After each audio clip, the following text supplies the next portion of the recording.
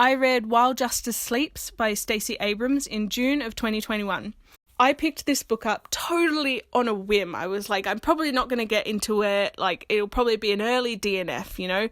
No, complete opposite. I was totally hooked after the very first chapter, and that first third of the book just grabbed me.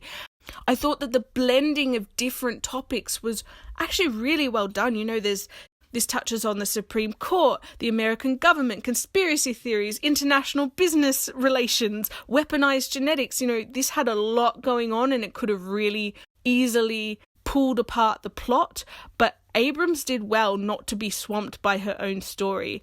However, the intensity of my enjoyment wasn't sustained. You know, it did begin to drag midway through. Too many characters were introduced too late in the game, and not all of them were introduced thoroughly enough to have them stick in my mind and properly keep track of who everyone was. Sometimes the writing perspective would change mid-paragraph and it was really jarring. I mean, for the most part, I could keep track of what was happening. I was never too confused to enjoy the book, but there were times when I was like, oh, that felt messy, you know?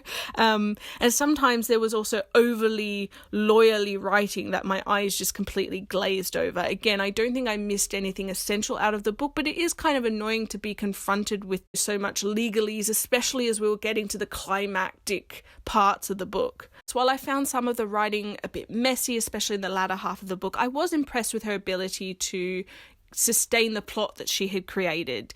And this introduced me to a new genre, the legal thriller. I had never read something like this before, and I wouldn't mind trying it out again. Also, can I just say, I love this cover. The hyper, oversaturation gives it this sort of dissettling vibe. I think it's great.